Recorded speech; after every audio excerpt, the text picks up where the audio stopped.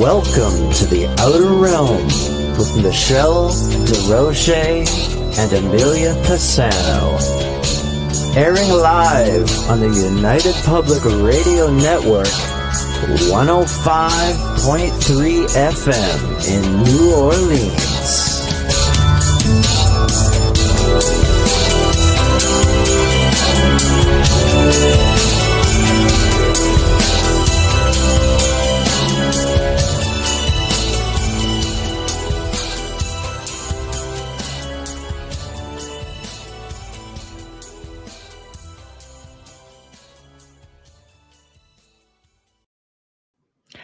Good evening, everyone. Welcome to the Wednesday night segment of The Outer Realm. We are broadcasting live on the United Public Radio Network, UFO Paranormal Radio Network, 105.3 FM from the Gulf Coast and 107.7 FM from New Orleans.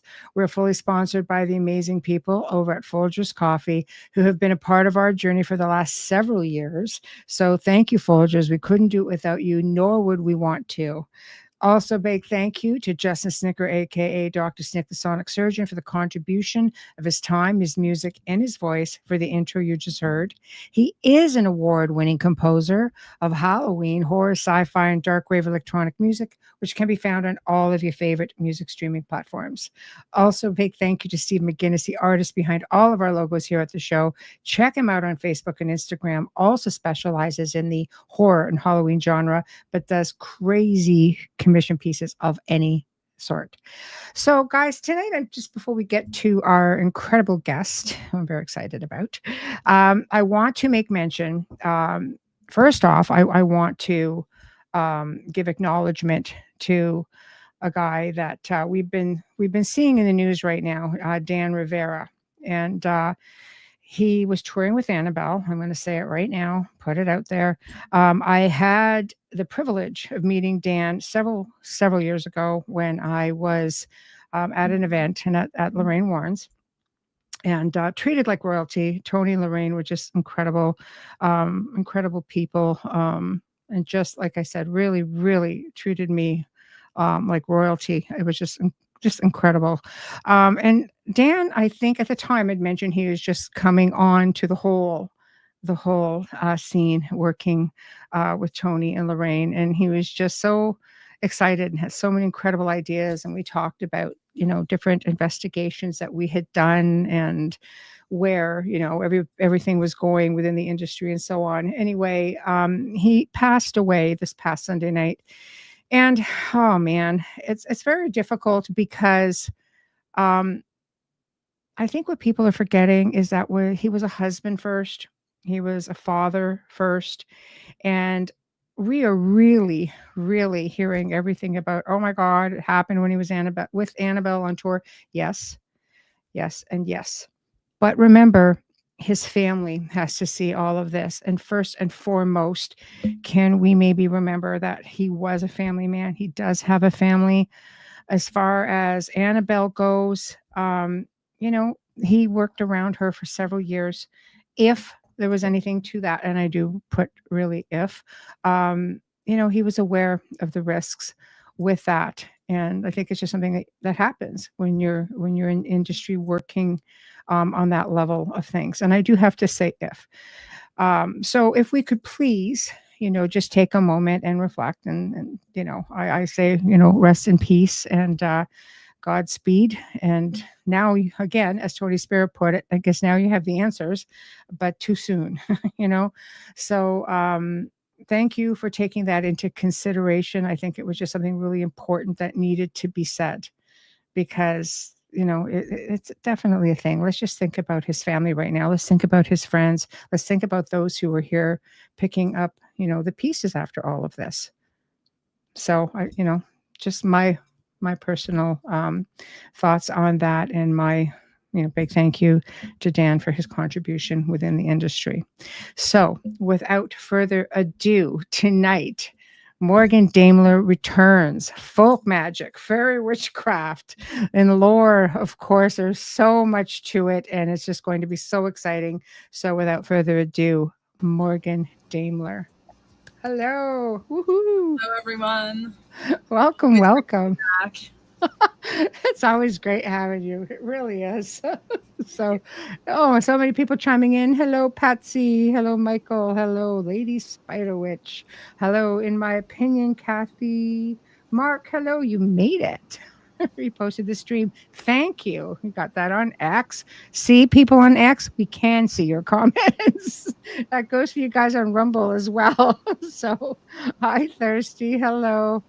11:11 for you right now, in my opinion. Fantastic. Well, at the time of your post anyway, so sorry if I missed that. So anyway, guys, thank you all for tuning in, sending up positive prayers for Amelia. Yes, yes. She's getting there. It's definitely a process, but she is getting there. She will be back with us. She knows we're not going anywhere. Hi, Mish. God, just try Alan. Hello, hello. Gosh, guys, Heidi, hello, hello. Wayne, hello. Corey, hello. God, you guys are just great. Gentlemen. So tonight we're gonna have a very exciting conversation. To me, very exciting. I know we've been getting a lot of feedback. People are very excited about all of this. So people have a lot of questions. Yes, line them up, guys. You know the drill. I will flash comments up. Not everything needs to be addressed. Those who need that will be addressed will get flagged. Any questions will get flagged, and we will get to them. But as always, we go to the beat of Morgan's drum tonight. So and we're going to keep up, and then we'll get to everyone as we can. So, my gosh, where do we start with this? I didn't honestly. I had to say. I mean, you hear about folk magic. Folklore, folk tales, so much. You hear about that. Fairy witchcraft, I have to say, was pretty new for me. I really enjoyed researching it for this segment. Oh, cool. Yeah, it's kind of like, well, I did not know all this. This is pretty fascinating stuff, but hence why you're here to educate us. So, sure. Where do you want to start? So, I mean, I guess we should probably start with just some definitions. So everyone's kind of on the same page. Yes.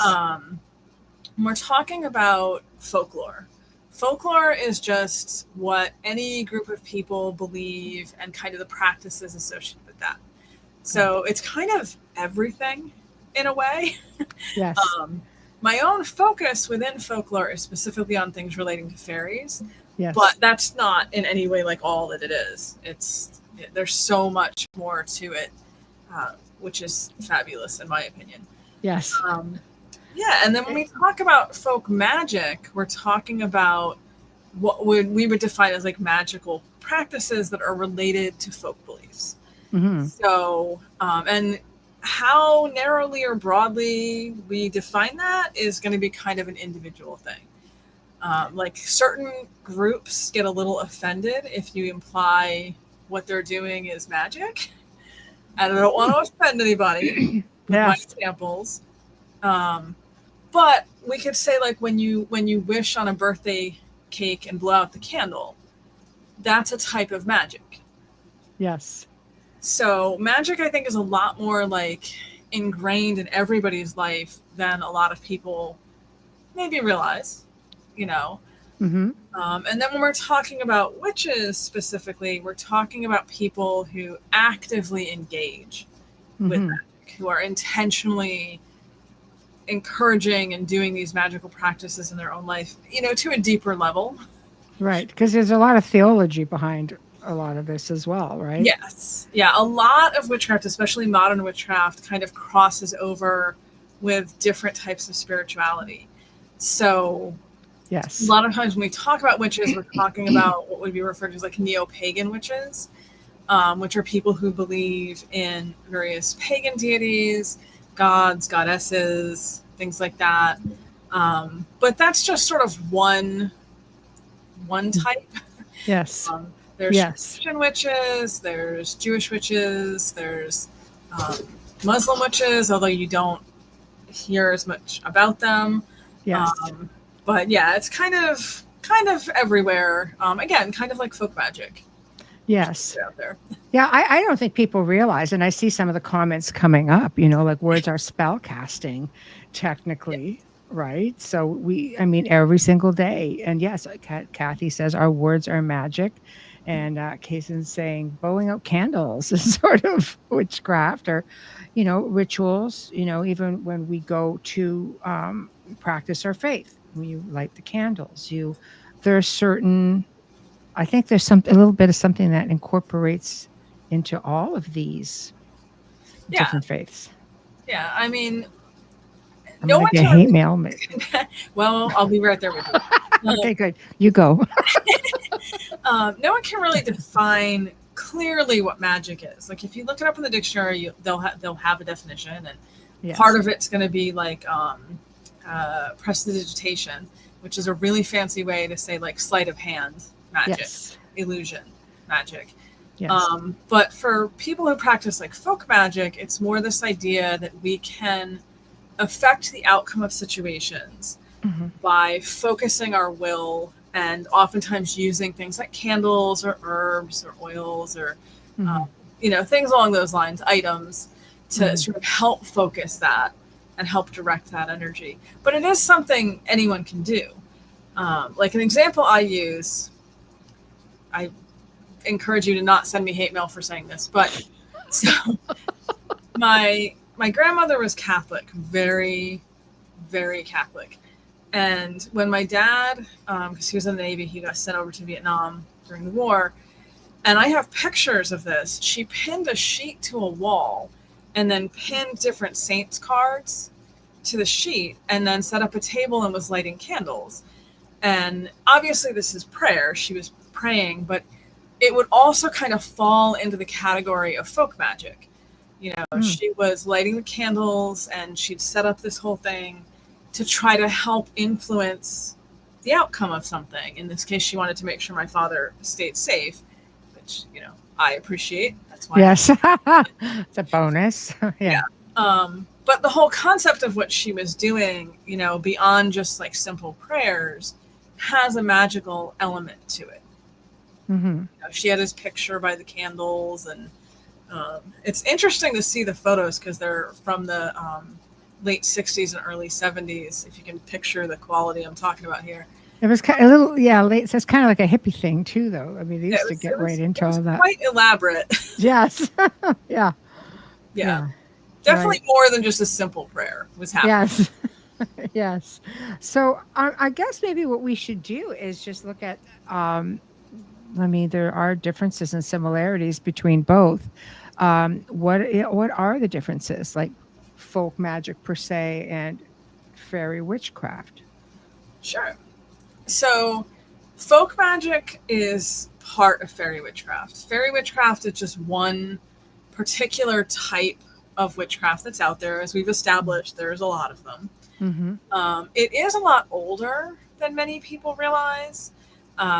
When we look back at sort of the material we have from like 1600s forward, you can find a lot of situations where someone was accused of witchcraft and their response was, well, no, actually, I was learning from the fairies. The fairies came to me and they were teaching me things. And these were often people that were acting as what would be called cunning folk at the time. So witchcraft in that time period was a super bad thing.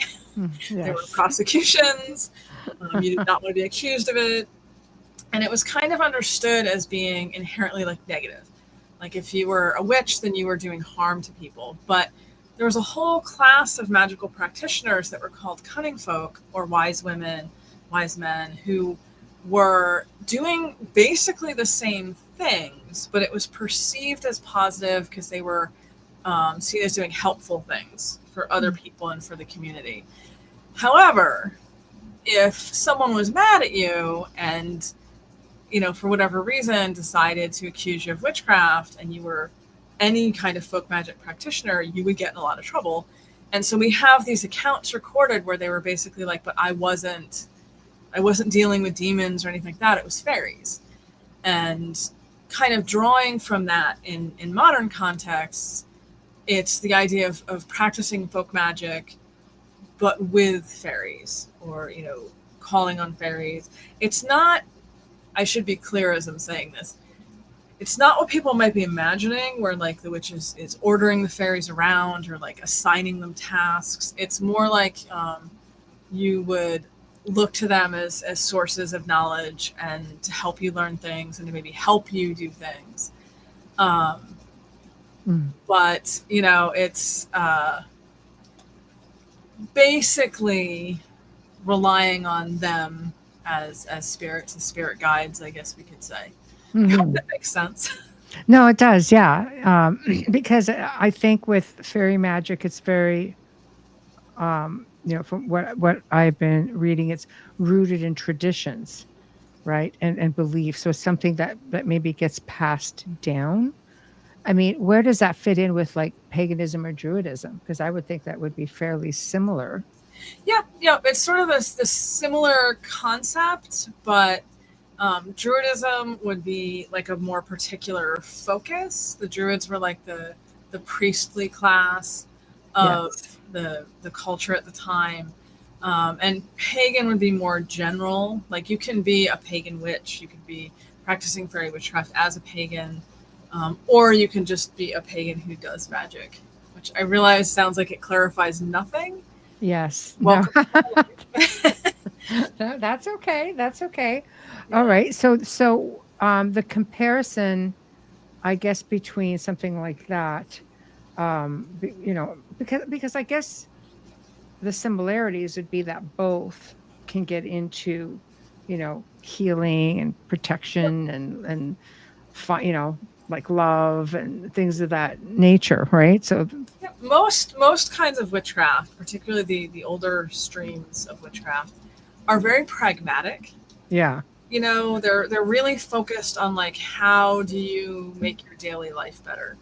And when we go back far enough in history, like I said, if we get into like the 16th and 17th centuries, it's usually people who don't have a lot of social power. You know, they're not well off, they're not influential people.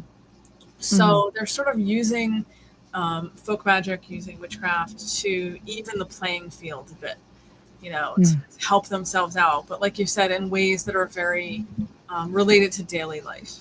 You know, if you're a woman today, if you were a woman 100 years ago or 300 years ago, you know, you might be in a situation where you want to make sure that your love life is going well, you know, and so there's different types of magic that are focused on that. There's actually a huge amount of Victorian era magic, so this is like 1850s to like 1905, something like that, that are entirely focused on love stuff. Different ways to like dream of the person you're going to marry, or, you know, find out if the person you like also likes you. It's literally like a whole genre of itself. But it shows you that this is sort of a universal thing people have always cared about, still care about it today. Yes. You know? Yeah. Maybe in a slightly different way, but still a pressing concern, you know, for people. It's pretty cool though. I mean, when you think about that, you know, how many of those traditions that, like I say, for me, you know, I'm very well aware of folk magic, folklore, folk magic, going back, folk tales, just, you know, it's just, it all blends in together. But I did not know that fairy witchcraft was a thing. Like, I mean, I think you had a lot of people who the traditional folk magic who looked at witches on an average as being for quite a spell of time. It's like, oh, you're evil. You don't do, you know, that, you don't do good for, you know, do good for people. And then along comes Wicca, because Wicca is like, how old is Wicca compared to some of the other types of spell casting? I love how you're just jumping into the controversy. So yeah, of course I do. It's me. So. How old is Wicca? That is an excellent question. Thank you. So I'm going to try to answer this in the most like diplomatic way to offend the fewest number of people. Okay. All right. So the word Wicca actually comes from Old and Middle English, but it would have been pronounced Witcha. And that's the masculine form, if I remember correctly. The feminine form is Witcha. And I'm not going to remember what the group form is, but it was just originally the older English term for witch, and then it evolved into modern English witch. Mm-hmm. The religion of Wicca, as people kind of think of it today and understand it today, was founded in the 1940s by a gentleman in England named Gerald Gardner, who is a very interesting person, or Yes. was, I should say. He's no longer with us, but he was Yes. a very interesting person with a very colorful backstory. There have been entire lengthy books written about whether sort of his claims about things were accurate, whether he just literally made it all up, and hence where the controversy comes in. He claimed when he first started writing about Wicca that he was writing about this tradition that had survived in England forever, basically, that he had been initiated into a Wiccan coven by a woman named Old Dorothy, who may or may not have existed. Again, controversy left, right, and center with all of this. And then he connected with some other kind of interesting people who were around at the time, including Ross Nichols, who is the founder of one of the largest modern druid groups in England. And they were very good friends for a while. And Ross Nichols went off to be, a druid and found a modern druid society. And Gardner went in the other direction. Yes. And is considered the father of modern Wicca. Again, I'm going to get comments of people that are going to be mad that I'm not saying that he definitely was. And I'm going to get comments that are going to be mad from people who are saying that he definitely was not. Yes. I'm Yes. trying to stay diplomatic.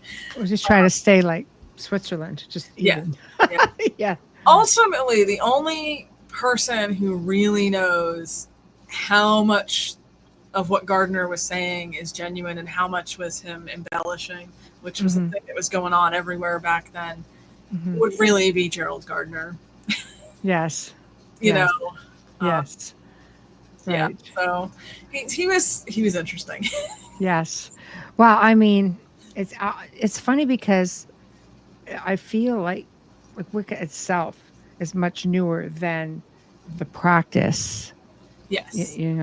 Yes. I would 100% agree with that. I think that even if we wanted to assume that Gardner was inducted into something that was already existing in his area, he definitely added a lot.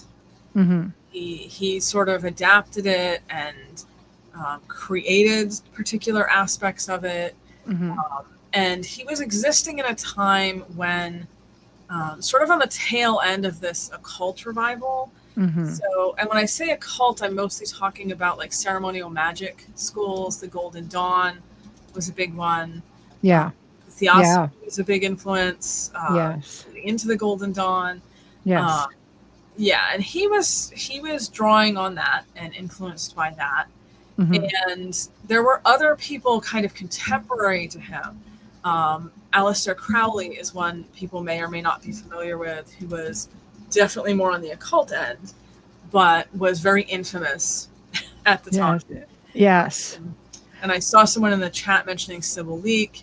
Yes, I was just flagging all of these. Let's not forget Sybil Leek, the early movement of Wicca, witchcraft. The term Wicca, of course, came later, which is reclaimed the term. Yes, Sybil Leek is another kind of controversial figure, and there's some questions about some of the things, particularly in her Diary of a Witch, like how accurate some of her stories were. She happens to be one of my favorite historic people. I love her. Yes. She was also a character. She ended up in Florida in the U.S. at the end of her life. She's from England.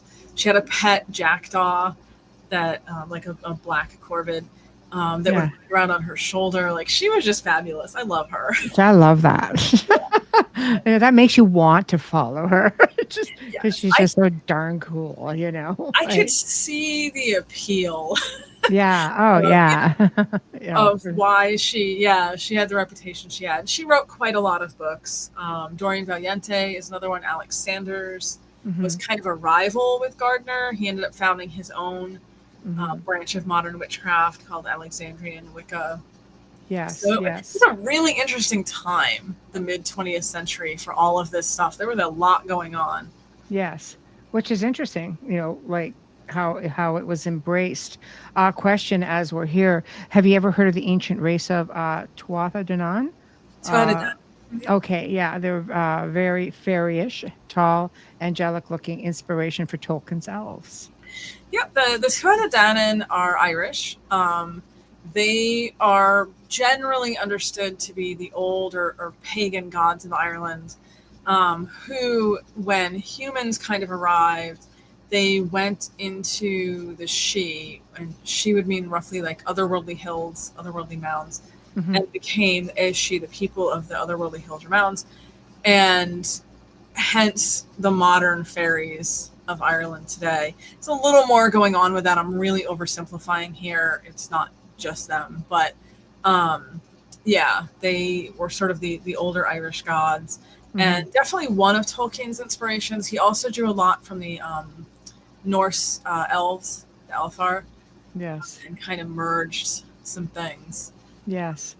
Which again, how can you not love that? Right. And I see Yeah. someone mentioning Raymond Buckland. Yeah, I should have mentioned him actually. That was one of the first books I got. Oh, he was a really dear friend of one of my very dear friends. So that's another sad, when Yeah, when he when we passed. lost him. Yeah. Yeah. He so the first book I ever got on witchcraft was by Scott Cunningham, Yes. who is probably the single person who really opened, for good or for ill, and again, very strong opinions people will have on this, but really opened Wicca to the public. Gardnerian Wicca, Alexandrian Wicca are all entirely initiation based. You have to train with a group, they have to accept you in, and they have to initiate you.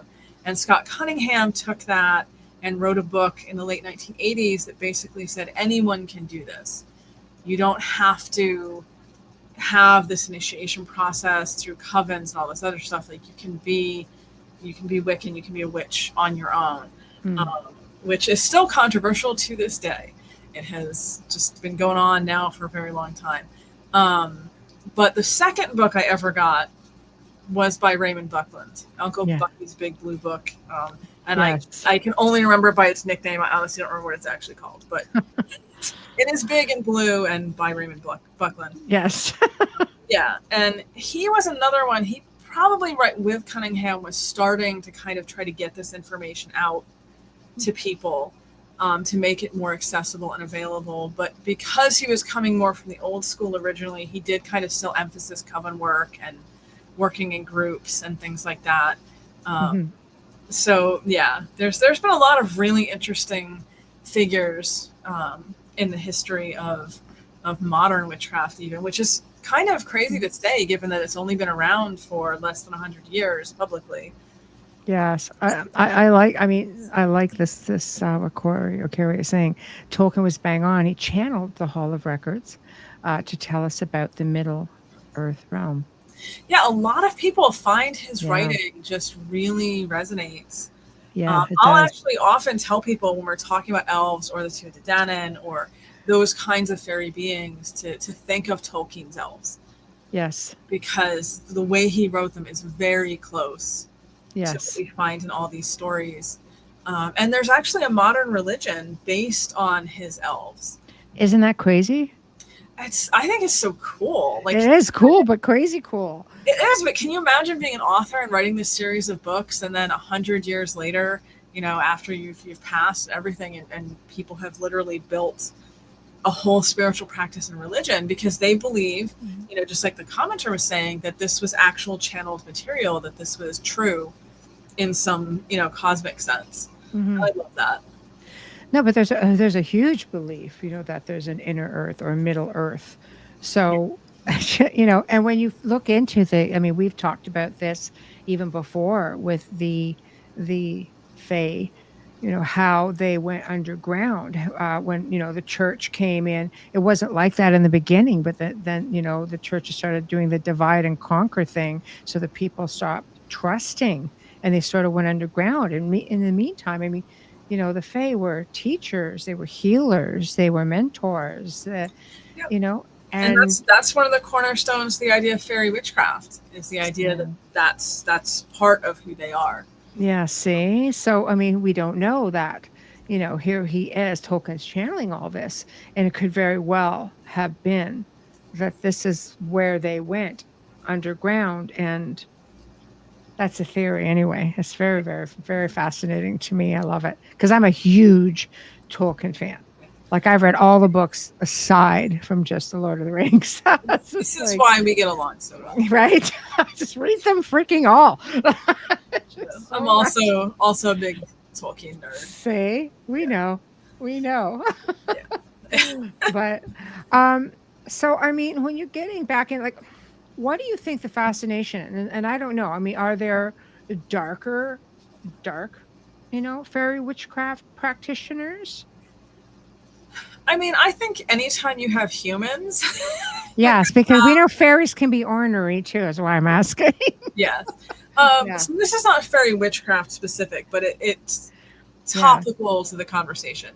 So, and let me back up slightly and then I'll get into this. The premise of fairy witchcraft, as I said, is the idea that you are a witch whose primary practice involves connecting to fairies, working with fairy energy, learning from all of that. So I do not personally know anyone who does this in like the darker, malevolent sort of sense. Yes. Personally, I'm not saying they're not out there. I'm sure there are, but there's always that guy who wants to use these ethereal beings to do their bidding, and not in a good way. And we do have one example that immediately comes to mind from England, and I want to say the 17 or 1800s. I'm just not remembering the exact date at the moment, but it was someone who was sort of infamous in the border area between Scotland and England. He was a lord, and everyone hated him because he was just really cruel and vicious. But the rumor was, or the claim was, and then the folklore afterwards was, that he had a familiar spirit who was a red cap. And a red cap is a particular type of sort of like a goblin kind of creature in that same area. They dye their hat red in human blood. They're, kind of known for being malicious and violent. And that he had this spirit kind of bound to him. And that it was why he was so successful at being a bad person. Right. And kind of why he hung around for so long. And I think it would be a little excessive if I tell you how he finally got taken out, but it was creative and brutal. And the idea was that was the only way he could be killed, because he had this particular fairy spirit kind of watching out and protecting him. So it's a historic example, I think, of someone who was working magic specifically with like a more dangerous, malevolent kind of fairy. Right. So not that I encourage anyone listening to this to do that. No. So how much of that gets mixed up with, being an alchemy practitioner?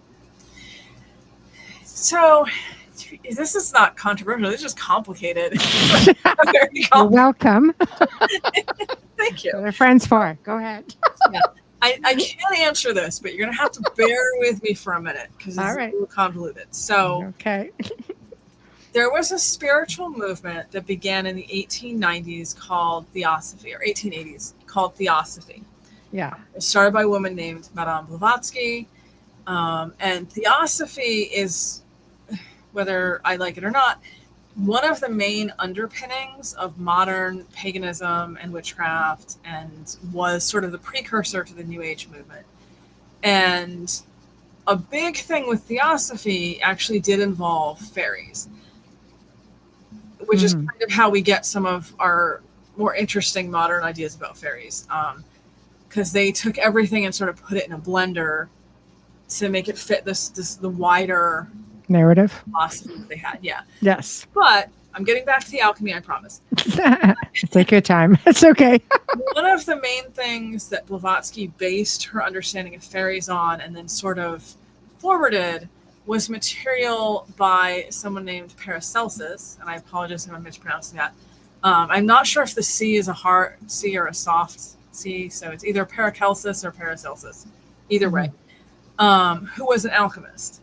And he had written quite a bit about the 4 different elements, earth, air, fire, and water, and the different spirit beings that were attached to them, how they related to each other, how they related to humans. It was not like his main philosophy of life when it came to alchemy, but it was one of the things that he included in his alchemy, and his approach to things. And yes, Alan is correctly pointing out there are 5 elements. That is a pretty widespread belief, and I would agree with it. But the thing that Blavatsky particularly took just related to 4: earth, air, fire, and water. And so in modern witchcraft, you'll often see people talking about there's a 5th element spirit, but they mostly will acknowledge the 4: the earth, air, fire, and water. When you cast a circle, you're invoking those 4 in particular. Now, for people who use the 5 elements, you would also call in spirit in the center, or at least that's how I do it. I shouldn't assume everyone does it the same way, but there is, again, variety out there. Yes. I mentioned the 4 because those are the ones that Blavatsky took in Theosophy, and then that sort of got forwarded then, beyond Theosophy and beyond her. So it's this interesting kind of thread from historic alchemy, and as far as I know, one of the most well-known alchemists in history, and philosophers. He did a lot of things, but into the 1800s, into the 20th century, even into today. So if you ask most modern witches, is alchemy a part of their practice, they're going to say no. Right. Just because most people aren't aware of this. Right. But I think maybe the more advanced practitioners, because it could easily be integrated, I would think. Oh, yeah. And I'm sure there's people in the audience who did already know this, but yes. I find a lot of people just are not aware of the different connections and sort of the way everything influenced everything else, particularly in the 1800s and 1900s. And I apologize to everyone that I just made feel very old by saying yeah. It hurt me too. It's okay. I'm old anyway. It's okay. So I don't mind. No. Sadly, we're like 25 years now into the 21st century. So you're not wrong. We're there. I reached a milestone birthday this year, and I kind of Happy birthday! Freaking thank you. Yeah, I reached over. I'm going into vampire years soon. I like that. I'm gonna remember that. That's it. Freaking eternal. I'm going to be eternal. I got into witchcraft very young. Yes. And this coming February is going to be my 35th anniversary. Wow. Self-initiating and starting to practice witchcraft. So I am 100% having a party. Oh, that'll be so cool. Well, I should ask you about that, though. I should. The parties, especially celebration. But what made you decide? I mean, obviously, you're a researcher and author of all of everything fairy and Celtic and pagans and Druidism, and it's obviously something that you're drawn to.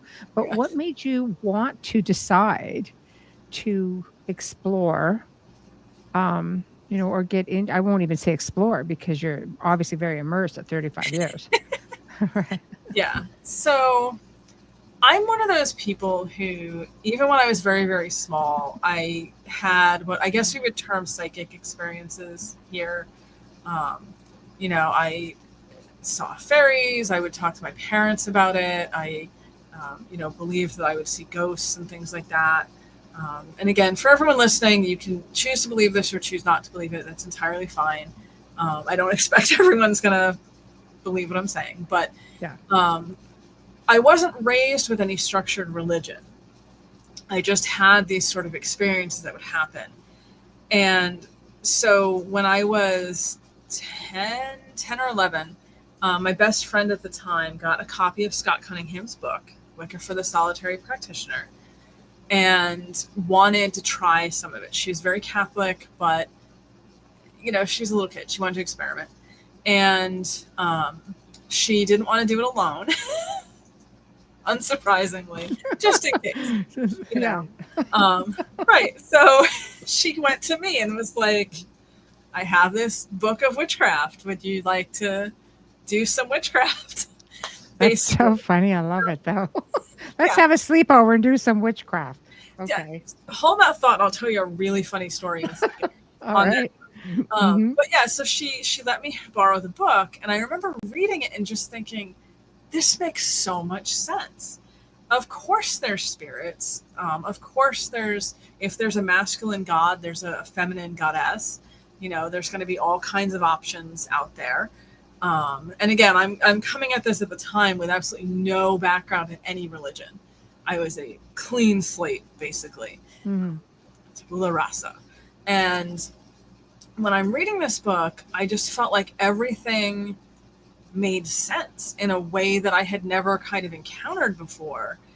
And I loved the idea of magic, you know, the idea that you can do things to help influence situations and for healing and all of this other stuff.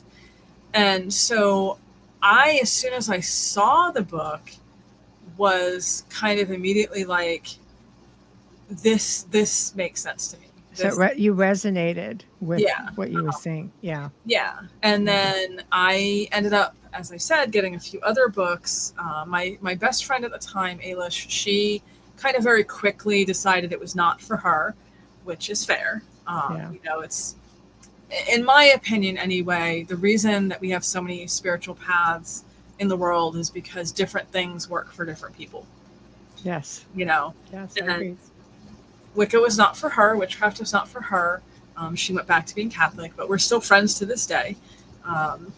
You know, it just, this worked for me, it didn't work for her. But yeah, so, and kind of from there, I don't know if we want to say that was like a foundational or formative experience for me.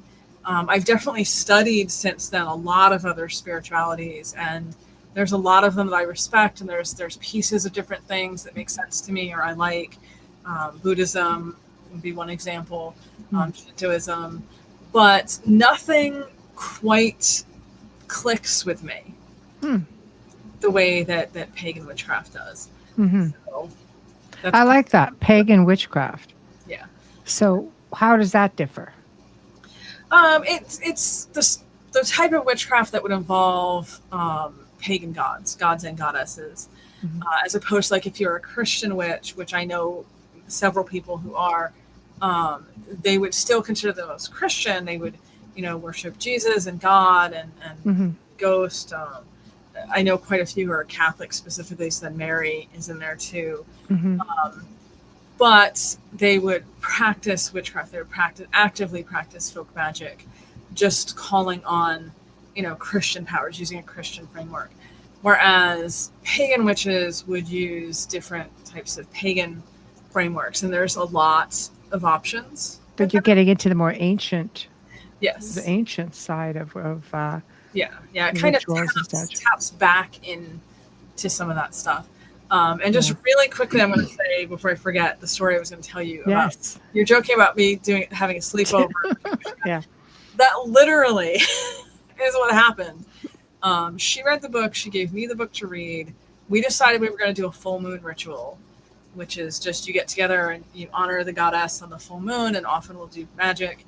And we were literally, at the time, I want to say she was 10 and I was 11. So for context. And this was the late 80s, maybe 1990. Also, we were all crazy in the 80s, just saying. So we waited till our parents fell asleep, and I apologize to them if they are listening to this at any point in the future.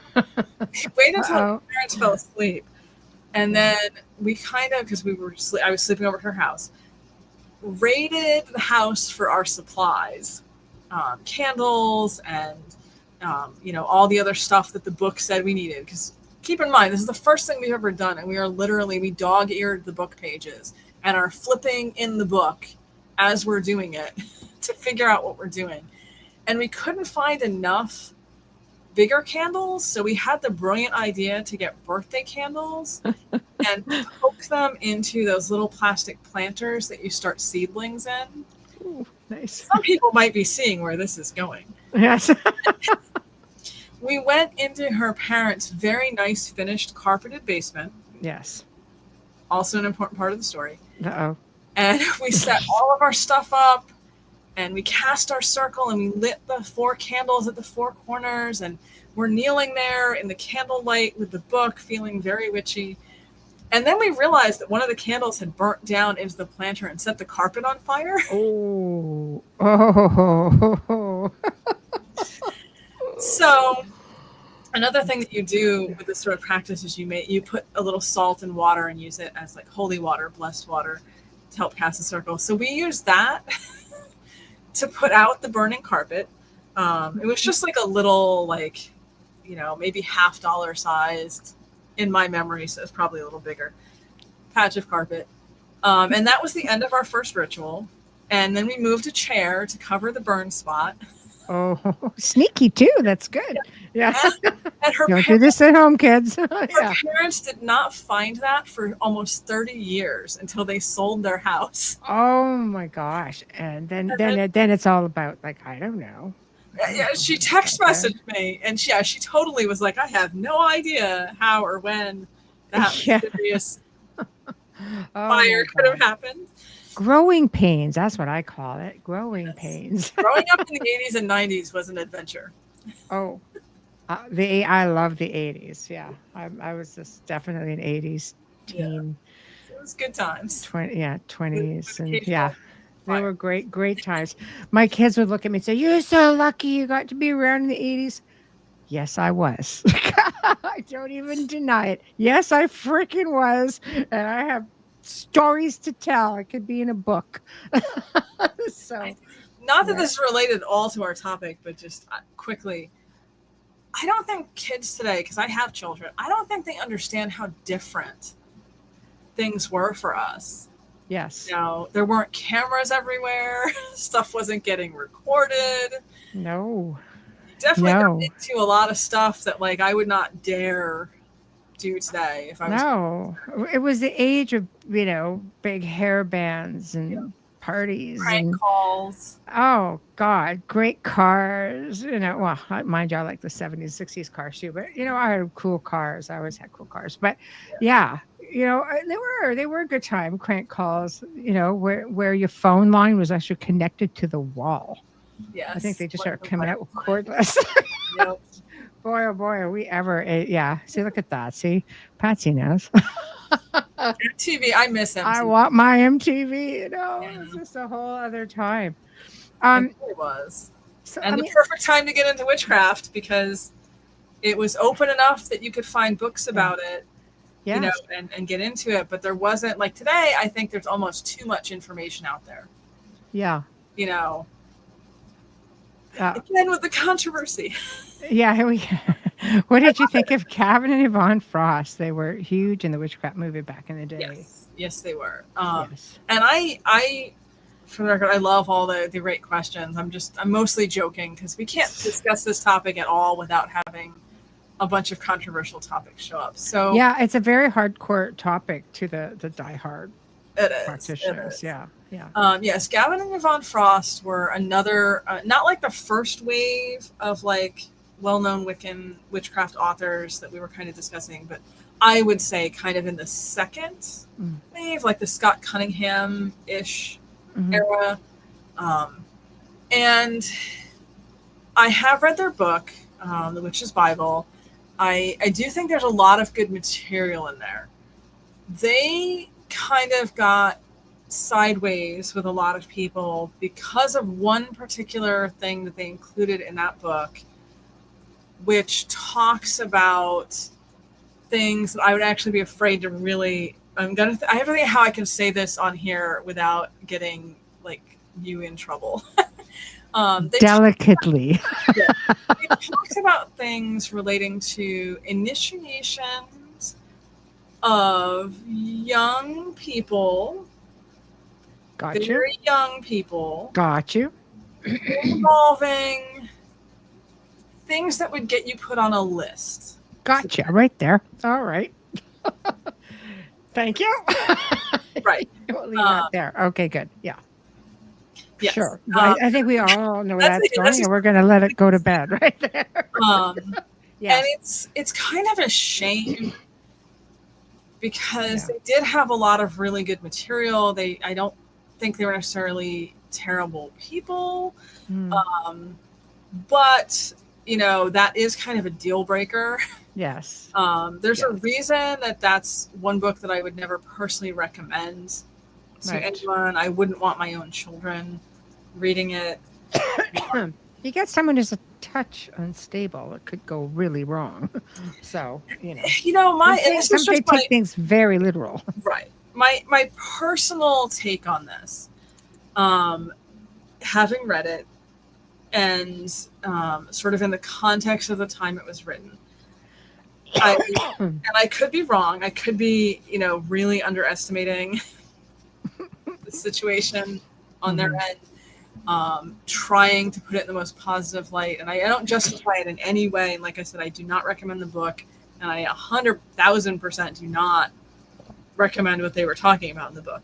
Right. But the way it was written, I think they were trying to sort of legitimize the ancientness of witchcraft by acting as if this would have been like a historic traditional practice, drawing on like other cultures. And again, I don't agree with that. It was written kind of in that sort of a tone.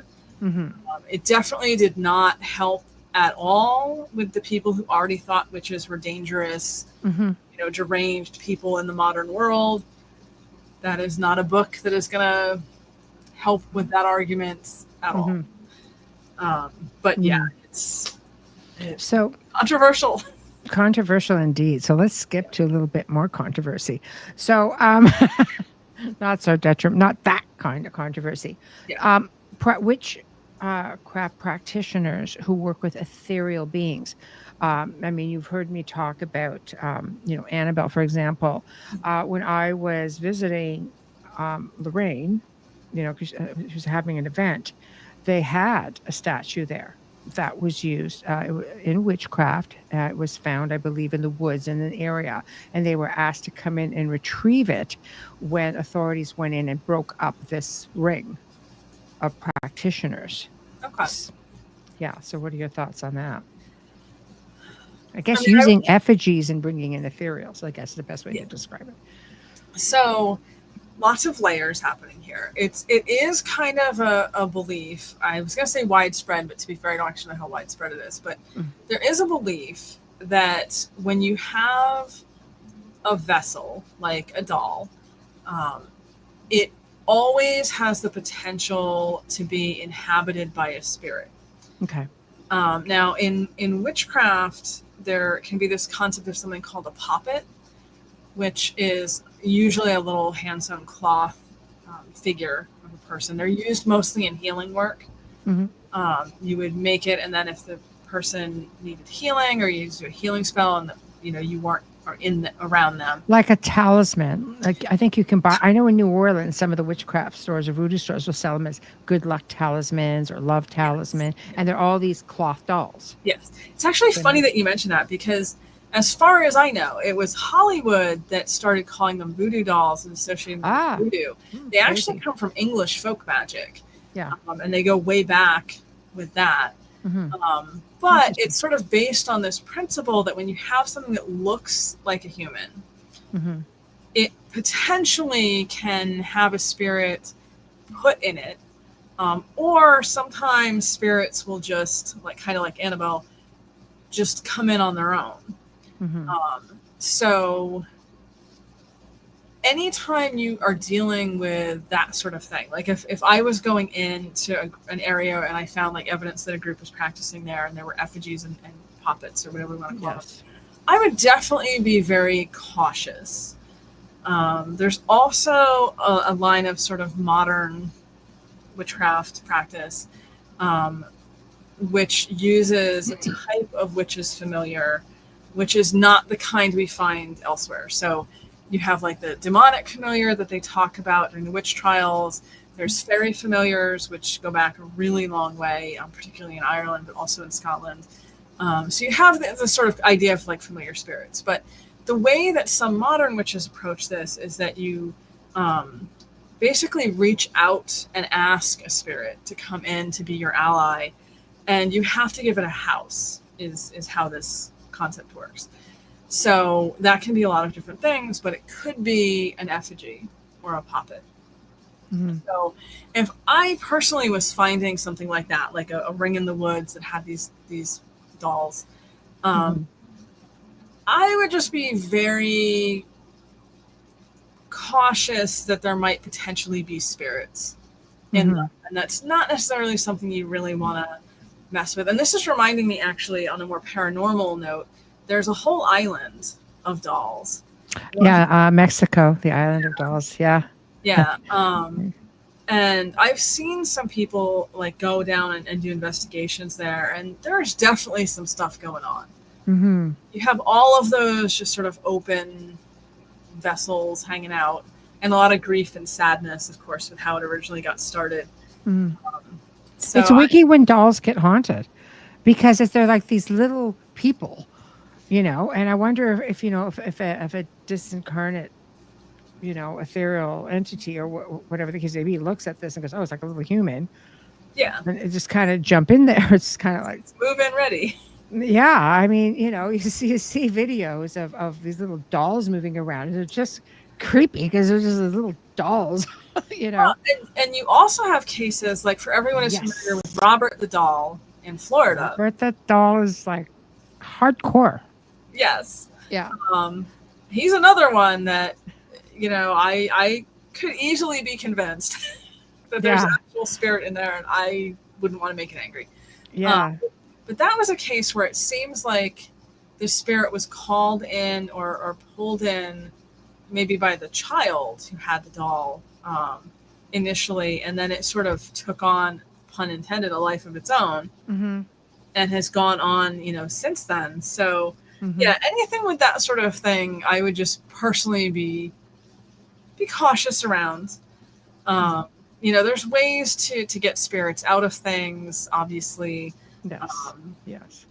But absolutely, like this effigy that Lorraine had at the museum. I mean, it was probably about. It was made. I believe it was made of wood or with paper mache, something along those lines. It was massive, though. It was this huge thing, and I remember Tony saying, "Don't touch it." And of course you just want to, but you don't, because I'm a listener, not like a certain somebody who had to poke Annabelle and he was told don't touch it on television. I'm gonna leave that right there too. Yeah. So it's interesting because we actually have examples of these effigies and puppets and such that go really far back, and some of them have been found connected to healing. So, like, there's a well in England connected to the pagan goddess Sulis, who was associated with healing, and they've done archaeology and found like little effigies. And the idea is that you would make an effigy of yourself and then put it in the healing well, asking the goddess to heal you. But they've also found ones that were used in cursing, where it's an effigy of a person, and then they have all kinds of nails and stuff, pushed through them. And I would be a little hesitant to touch something like that too. Yeah. Some things are just obvious. It's not like something cute that's just sitting there with a little frilly dress and you're thinking you have no idea. Some are pretty much no-brainers. It's just like, okay, I'm good with not touching you. And even if that curse effigy was aimed at one particular person, yes, if you just think about the energy that like goes into that and was focused into it, yes. Yeah, I think I'm good. I think intention is a really strong tool. Yes. Intention is one of the main underlying things with folk magic. It's not the only thing, because I know that you will run into people who will say like all that matters is intention. I think that's one of the main ingredients, but you have to have focus and some other things, and it always helps to have tools. Hence where the effigies come in. Conversation. But and you can definitely unintentionally create things like this. They're called egregores often, and I think in more like Buddhist thought they call them tulpas. Tulpas, golems, like in the Jewish faith, golems. It's the idea of intentionally or unintentionally in some cases, creating this spirit. And then, you know, sometimes that's a good thing, and sometimes it's not such a good thing, depending again on what the intentions were into it. You know, if you're angry or grieving, and you're really focusing that grief into a particular object, you know, from a folk magic perspective. Yes. Alan says, thank you for bringing up energy. I suspect most people can sense if a doll or effigy or something is imbued with negative energy. And again, some people cannot, which is definitely true. Jim, equal reaction. That's right. Would a curse not also harm the one who creates the curse in a doll? I guess it's like a boomerang effect, you know? Yeah. So controversy. I'm just going to do jazz hands every time we have it's controversy. You're welcome. It's all right. I mean, this is the interesting stuff to talk about, though, because there's so much you can dig into with it. Yes. So there's an entire school of thought, and this would encompass a lot of modern Wiccans, a lot of modern witches and pagans, as well as, you know, people outside that believes that the energy we put out is the energy we get back. If you're trying to do positive things, if you're trying to be kind and helpful, obviously your life's not going to be perfect and without problems, but you're going to get that energy coming back to you. Whereas if you're putting out negative, harmful energy, if you're just sort of a mean, rotten person, that's the energy that's going to come back to you. So with that school of thought, yes, if you're cursing someone, you are drawing that energy around yourself. You're going to have it around you. And it may or may not affect the person you're aiming it at, but it will, according to the school of thought, definitely affect you. Now, there's a different viewpoint, hence the controversy, that says that there are ways to mitigate that. Kind of like if you go out and you're gardening and you get mud all over your hands, you can wash the mud off and the mud stays where you want it and you go about your merry way. You know, it depends a little, I think, on what your personal belief is. And I'm not going to tell anyone it is definitely one thing or another.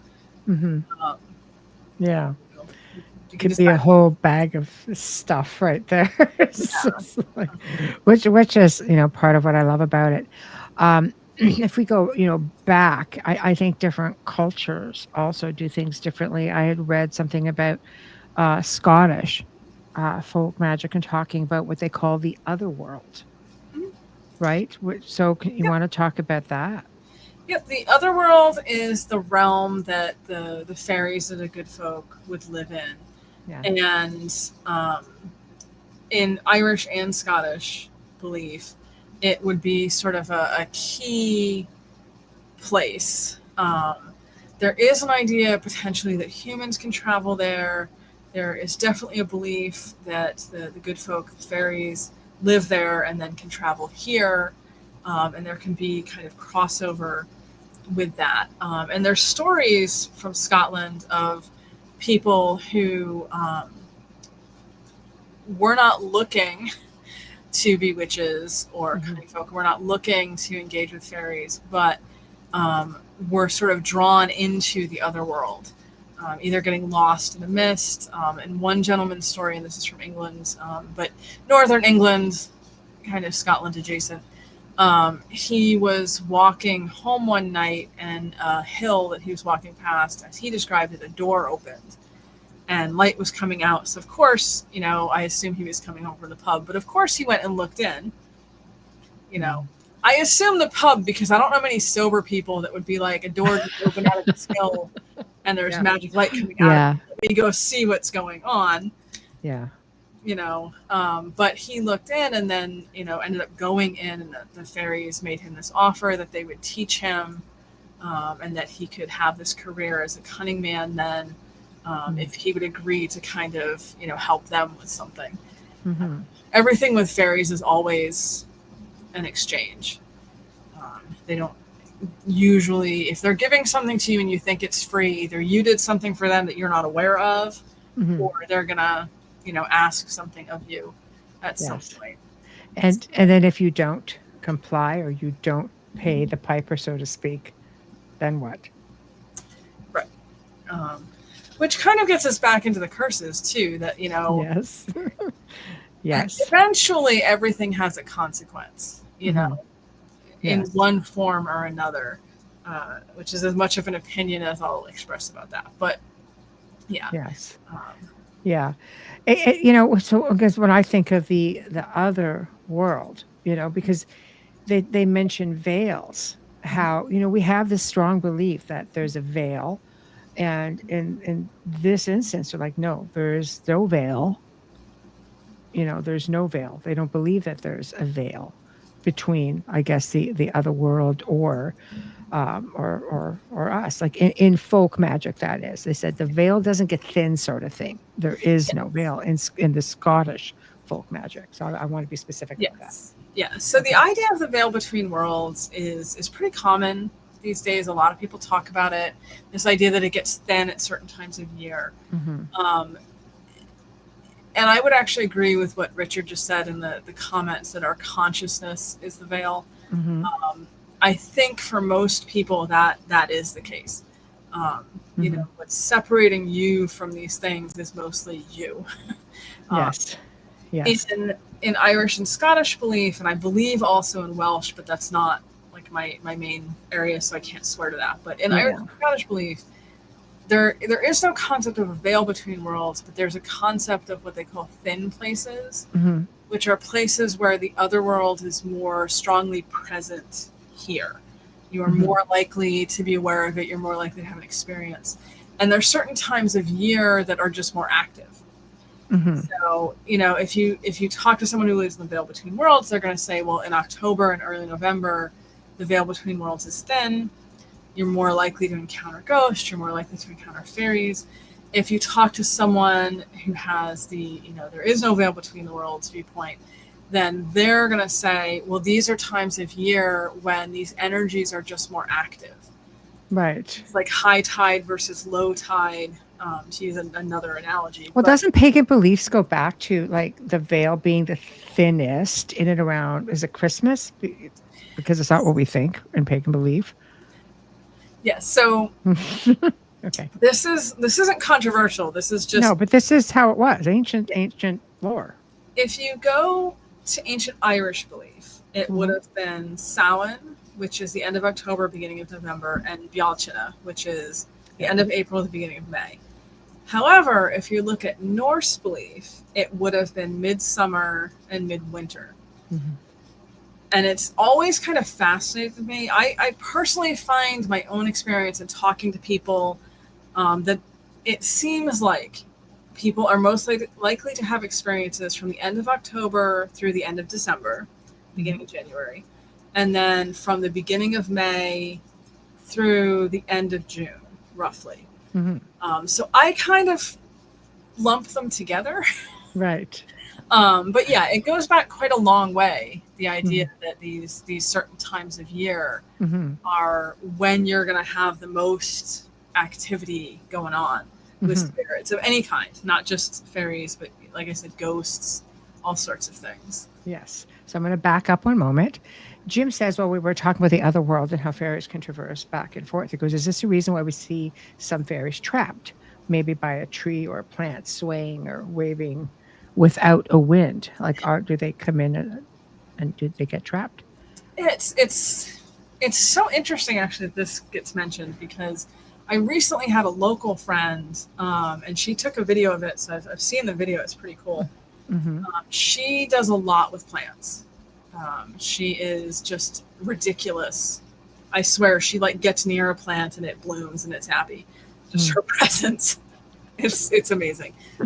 Not me. I have a brown thumb, but she's a big plant person. She was outside working in her garden and looked over, and she had, and I've just established I'm not good with plants, so I'm not going to remember the name of it, but it's one of those plants that you put that's sort of low to the ground, and it's got the sort of spear-shaped leaves, and they're green, and then they have like a yellow line It looks around like a hosta. hosta. I think that's what it was. Yes. I have those. Yeah, I love hostas. Thank you. Now that we've thoroughly established that I know very little about plants, Yeah. she had hostas, and she looked over, and they're all completely still except for one single leaf that is like waving at her.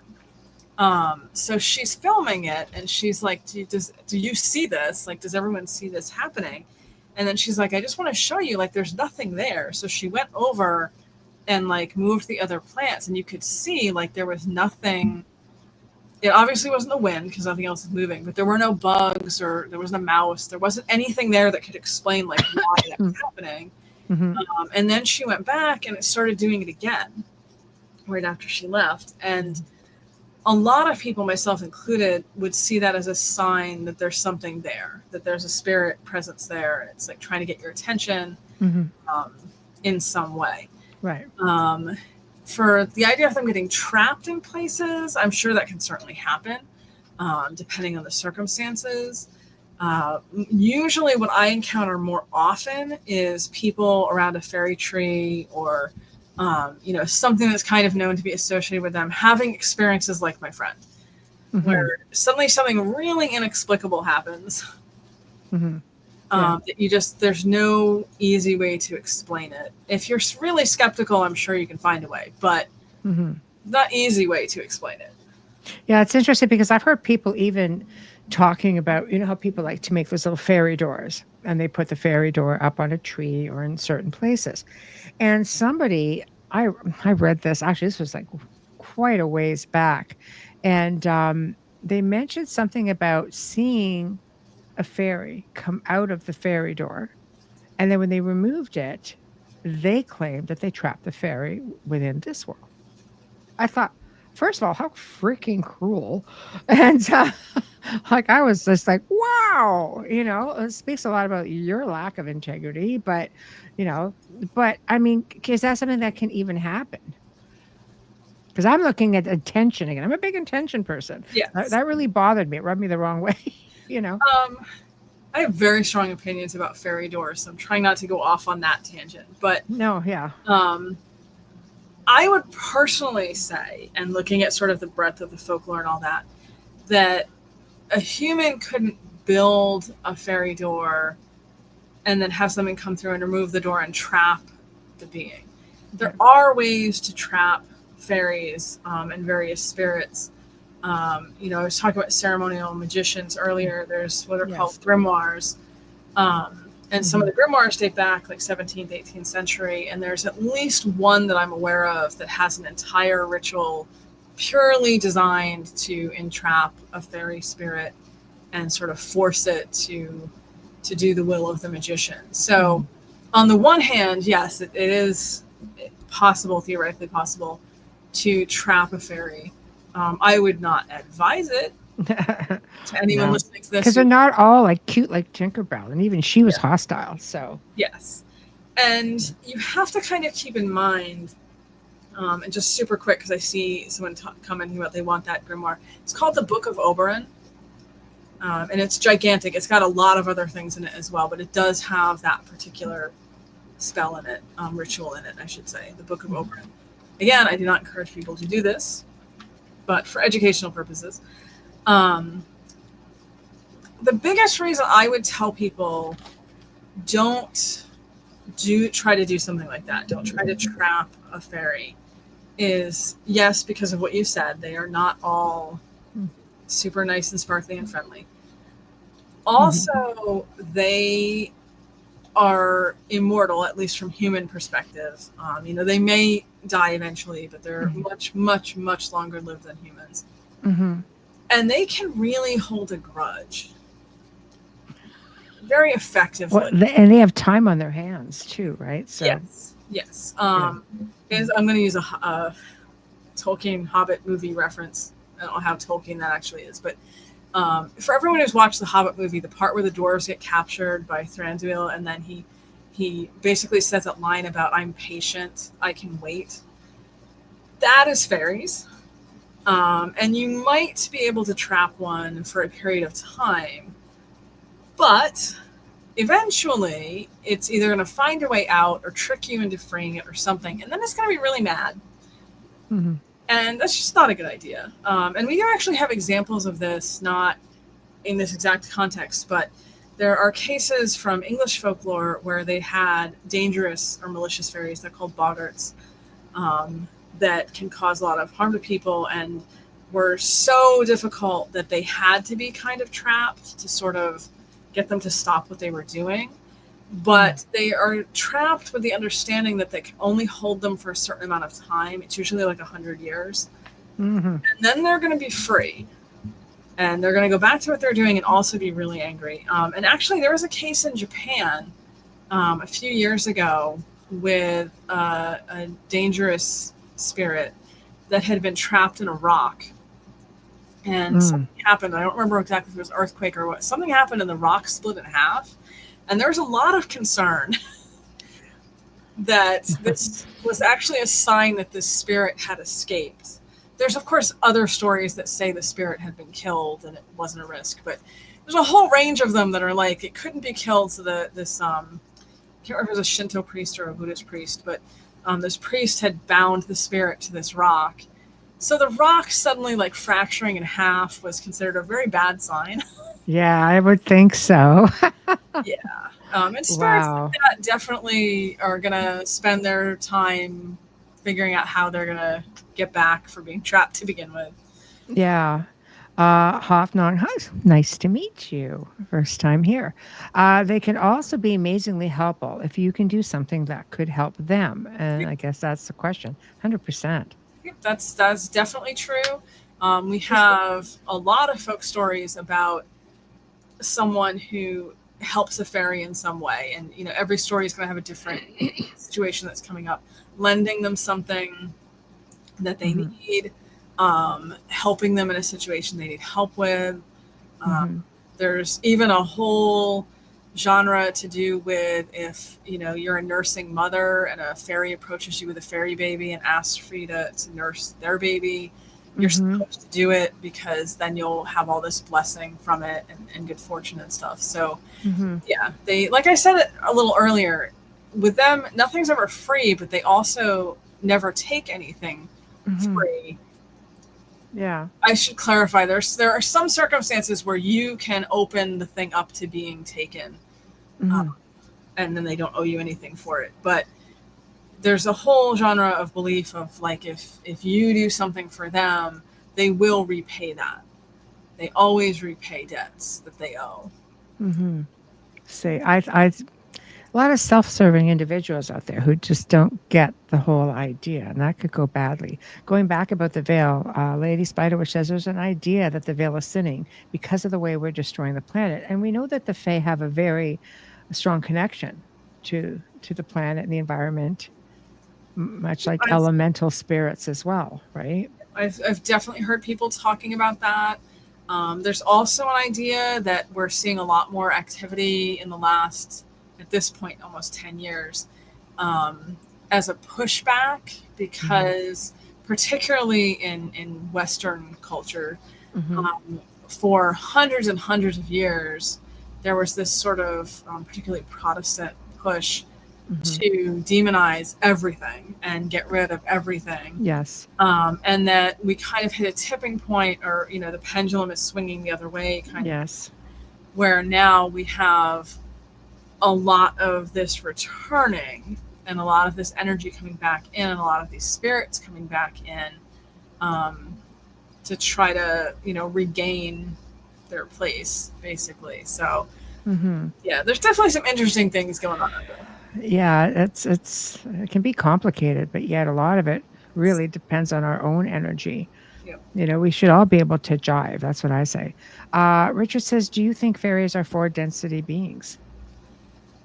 There's like a 4D, so many 4D? theories about who and what fairies might be. That is certainly one. I tend to take, I guess I would describe it like as agnostic approach to what fairies actually are. And usually, if you really press me on this, I'm going to say all of the above. Right. I think some of them are nature spirits. I think some of them are human ancestral spirits. I think some of them are neither of those things. They're otherworldly spirits. They're beings who come from a different reality than ours. Yes. They could be extra dimensional. They could be interdimensional.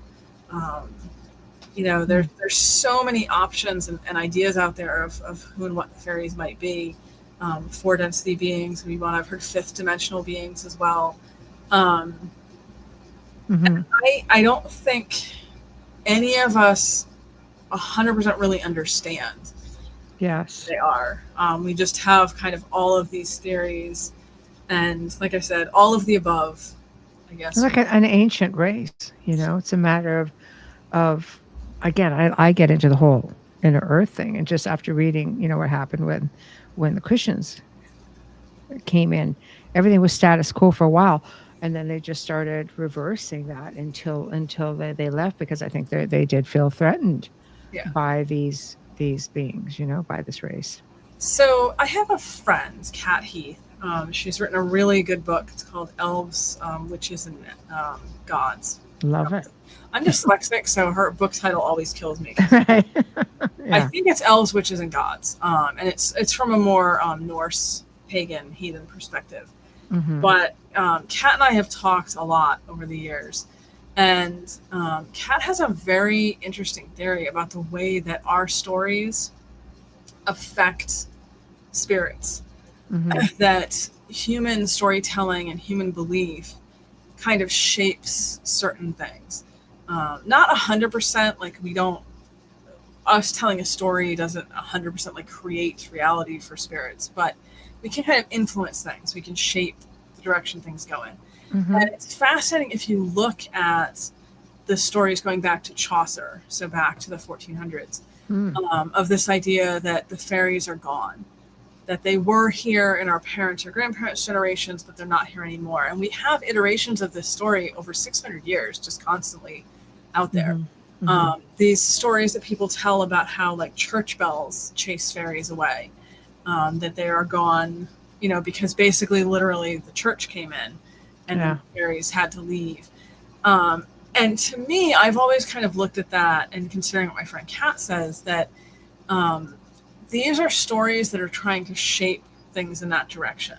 They're trying to push these spirits out by saying they're not even here. They're gone. Their history. And I think it's interesting now as we're seeing this sort of pushback, and all of a sudden a lot more people are having experiences and talking about experiences. We're kind of seeing that story changing. And we see more people, like we're talking about tonight, talking about them coming back and being more present. And, it's just interesting. I don't know that I would draw any conclusions for sure from anything I just said, but it's interesting to think about. Yes. Absolutely interesting.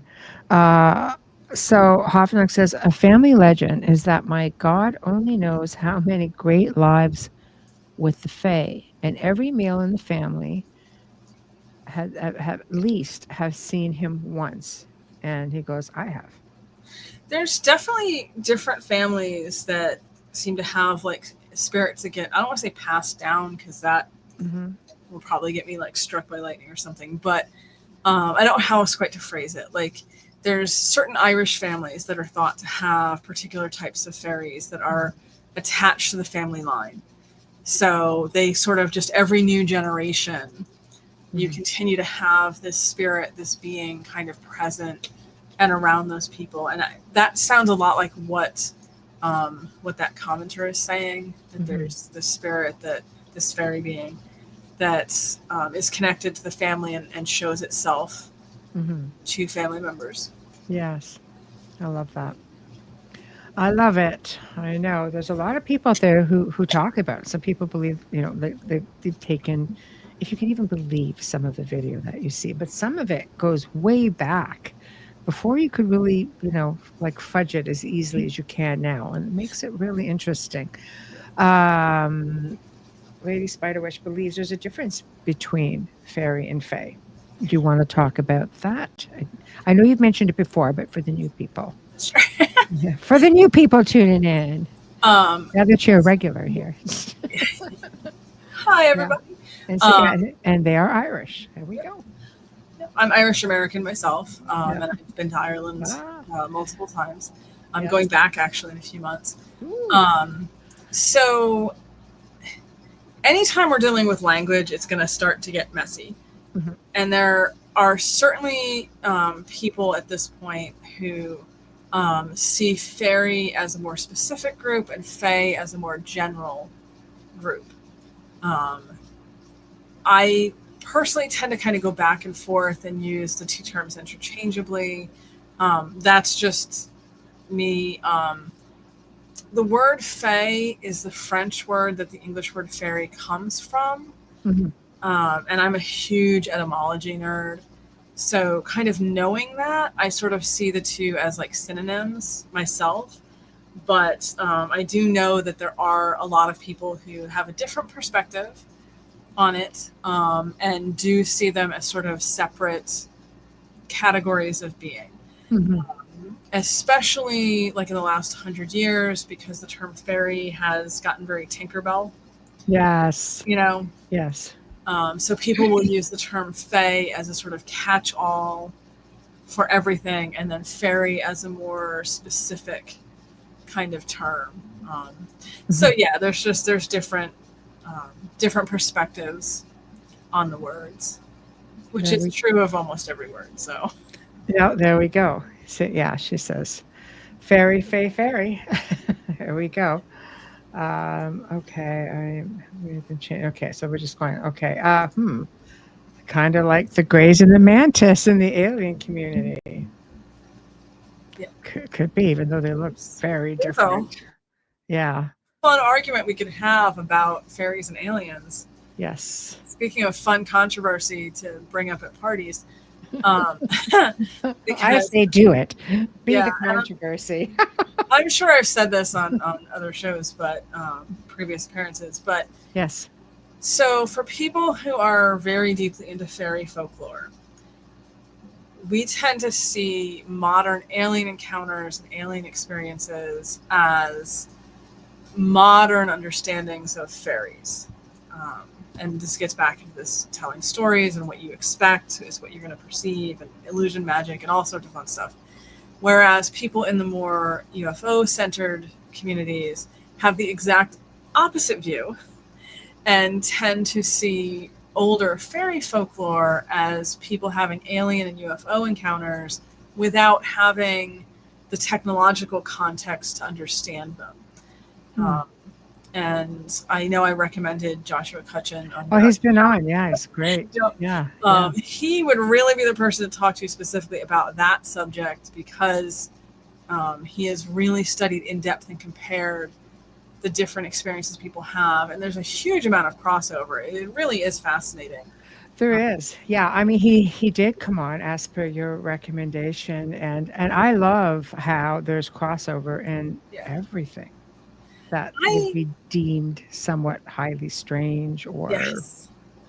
The thing I think I love the most about all of these subjects is the uncertainty. Yeah. Is that there's always at least a little bit of an open question. Yeah. And so much of it really does just come down to perspective. Talking again about the language thing, the terms that we're going to use for things are going to be based on how we understand those words. So one person might call it a spirit, one person might call it a fairy, someone else might call it a ghost even.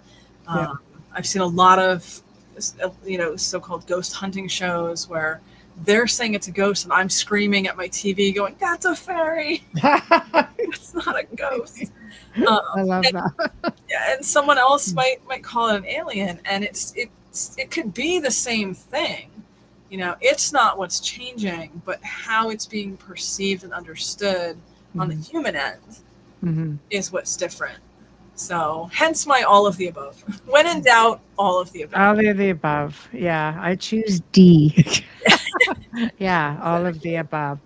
One thing I have, learned, because I do say we're all students, you just keep learning. I mean, having people like yourself come on I want to be educated. I want to be, I want to keep learning. And I have a lot of people say, oh, we want to bring somebody on for this topic and this topic. I bring a lot of people on because I want to learn too. It's not just everybody else. If it's something I'm interested in, because it's all fascinating. There is a huge crossover, and a lot of it has to do with perception, all of our different perceptions and what we think and how we see things. Yes. I'm a big believer in trying to always keep an open mind. And I've certainly heard people telling stories, telling experiences that I was a little skeptical of. But I try to just keep in my mind that, like, this was their experience, this was their perception. Yes. Something clearly happened. Yes. That it's affected them and that they want to share. Mm-hmm. And it's not my place to judge, Mm-hmm. Except when I'm yelling at the ghost show, because what are you doing? Yeah. That's only happened once, but it was, they were literally like going down a checklist of what I would look for if I thought it might be a fairy. But they were still calling it a ghost. So yes, we got a little feisty about it. But I think that, when we're not learning, we're stagnating. Mm-hmm. Truth. Truth. So where do you see the New Age movement going with all of this? I mean, do you see the more ancient ways sort of going to the wayside? Do you think, because now there's so much with spirituality and things are blending so much, and should they be blending? Should they remain separate? Where do you see it all going? Which I have opinions. I know. Go. So I'll preface this by saying I do respect other people's beliefs. You believe what you believe. Yeah. I'm never going to tell you you're wrong in that sense. Mm-hmm. Again, unless I'm yelling at the TV. And I'm never going to tell you not to believe whatever it is you believe. That's between you and yourself. Yes. I personally am not a big fan of the New Age understanding of fairies. Mm-hmm. Because it's coming out of that theosophy, and it tends to view fairies as entirely benevolent and helpful. And that's just not my own experience or the vast majority of the things that I've read in various folklore or talked with a lot of people about. Mm-hmm. So I just have a very different perspective. Mm-hmm. Word again. Yeah. When it comes to that. I do think that we are kind of seeing a pretty clear branch happening, where the way that fairies are understood from the more New Age context is almost like a completely separate thing from the way fairies are understood in like traditional folklore or a lot of witchcraft, although there is a lot of witchcraft influenced by New Age beliefs because, like you said, there's blending and borrowing, or stealing in some cases. Yeah. Lots of things going on. Yes. Yeah. So it's veering away from the roots, like their actual traditions. Yeah. The origins. So it's interesting for me to watch. Not that I am like ancient. I have not been around since the 17th century. Just in case. Are you sure? No. To see all this happen. Yeah. But in the time I have been sort of part of the pagan / witchcraft community, which, as we've established, is sadly a very long time. Not hundreds of years, but still a very long time. Yeah. But I have seen this interesting sort of cycle happening where we'll go through 10 years or so where everything's getting homogenized. Everything's becoming, that put it in a blender. Everything is the same as everything else kind of viewpoint. And then we'll kind of get that pendulum swing again. And then we'll get like 10 years where everyone gets extremely specific. Where they don't want to acknowledge anything shares anything with anything. So they would say like, the English pixie, and pixies are Welsh or in Cornish. Yes. Bad example. English sprite kind of fairy, like the Tinkerbell sort of fairy, which you find more in English folklore, versus the Welsh pixies, Cornish pixies versus the Scottish good neighbors versus the Irish Dinishi. If you hit that one tenure part, everyone's going to say, well, those are all the same thing. They're just different names for the same being. Mm-hmm. And then you hit that next part, and everyone's going to be like, those are completely, absolutely, utterly separate. They're not connected at all in any way. And Yeah. it's like we just keep sort of going back and forth between these two extremes. Mm-hmm.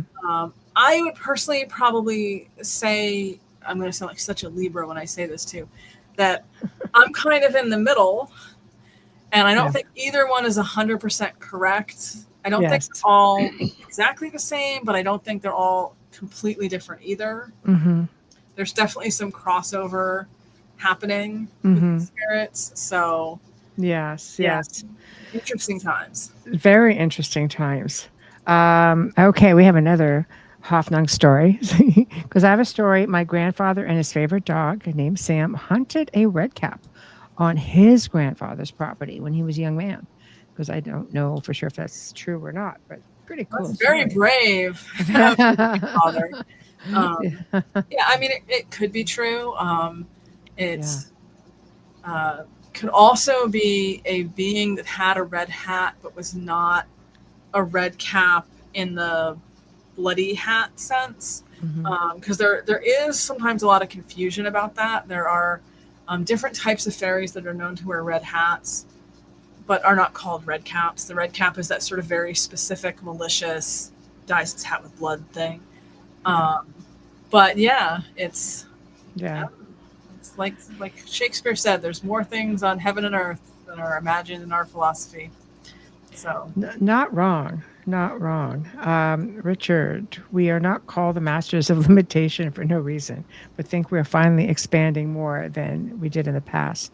See, I agree with that. And then I think to myself, I think the ancients were just more open-minded with things and had closer relationships with different, beings and the gods, or as they call them, right? Because again, going back into early belief systems pre-Christianity, coming into the England and Ireland and Scotland, that man lived alongside the Fae, and coexisted. Like I said, they looked at them as mentors, healers, educators. I mean, everything. And it was Christianity that changed that. Yeah, and in those times, the ones that the beings that were more dangerous, it was just like a dangerous animal in the human world. Like, people knew, like, you don't go there. Just leave that pond alone. Just don't go. There was a respect. Place. Yeah, you respected the boundaries, and we're just like, you don't mess with it and you'll be fine. Yes. It's definitely more problems came in once Christianity came in, and you start to see this idea of these don't actually exist. These aren't real, and then you lose that kind of respect that was happening. Well, definitely. I mean, it's definitely happened through the ages, with not with all, but with many. He did say it was very skinny, but he only said that. I only knew about the story from my father. It's a really interesting oral history, getting passed down. I love it.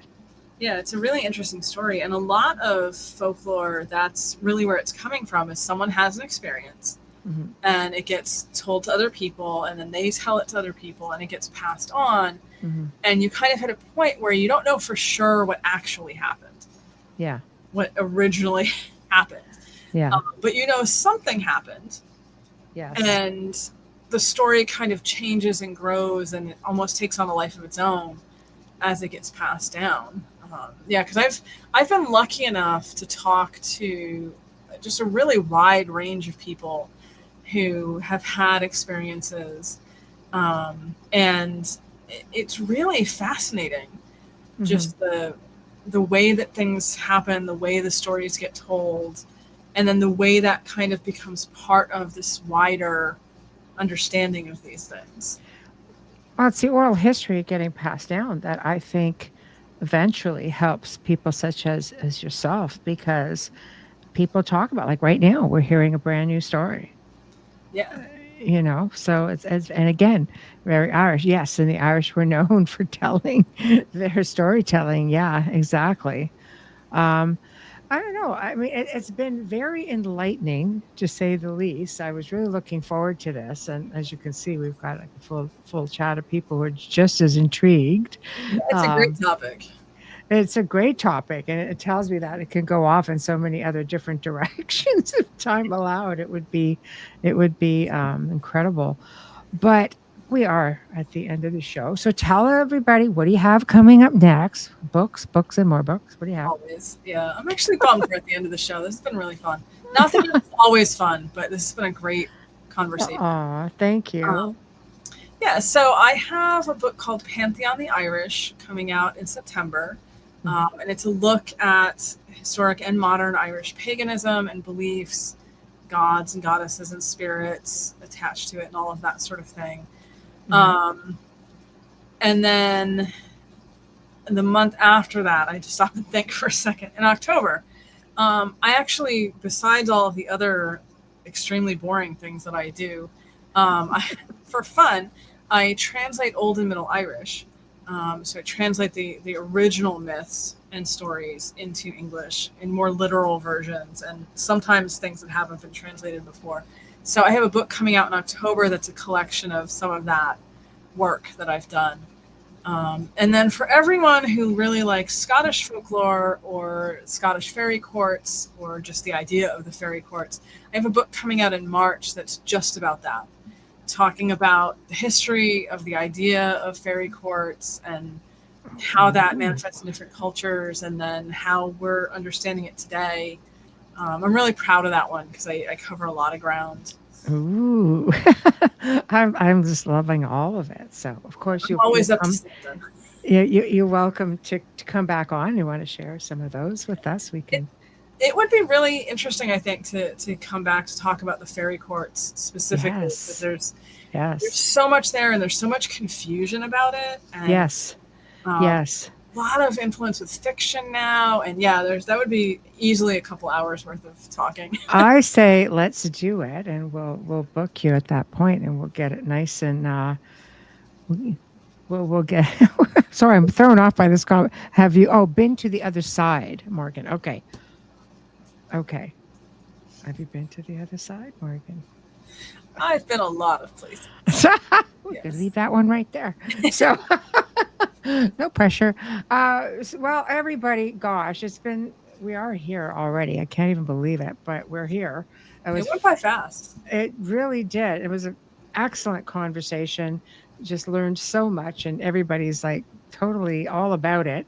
Hotline, you'll just have to come back and share some of the stories next time Morgan comes on, because it's just great stuff. Probably do a show just with you and your experiences.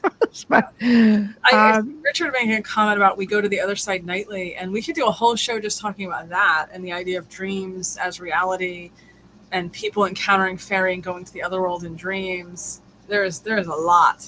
Do you want to do it? Yeah, sure. Okay.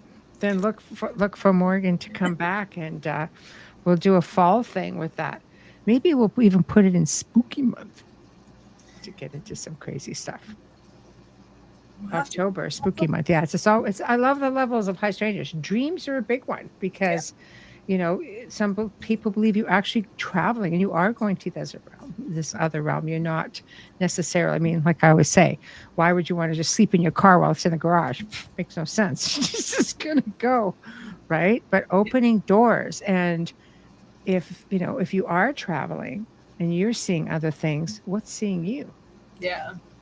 But good questions. Right? Yeah, we'll have to look at the timing because, like I said, I am going to Ireland in October. We I'm going to work around you. We'll talk about that for sure. We'll figure it out. So yeah, we will. We absolutely will, because you're just, like I say, always welcome. It's always just so much fun having you on. Always just phenomenal conversation. That's always nice to hear. Thank you, and you're always welcome here. So. I always love being here. So. Thank you. That means a lot. Thank you, because I want the guests to have a good time. I want the chat to have a good time. I just want us all to just have fun, and everything just blends nicely, and it's just always so rewarding. And learn some things. learning some things are the most important. So I definitely learned a lot. So all of you guys in chat, again, thank you so very much. For those who are listening and watching, please, go show us some love, whatever platform that you're on, because we're on 8 simultaneously right now, whether it be, X, Rumble, Facebook, YouTube. We appreciate you so very much. And go look up Morgan. Where can they find you?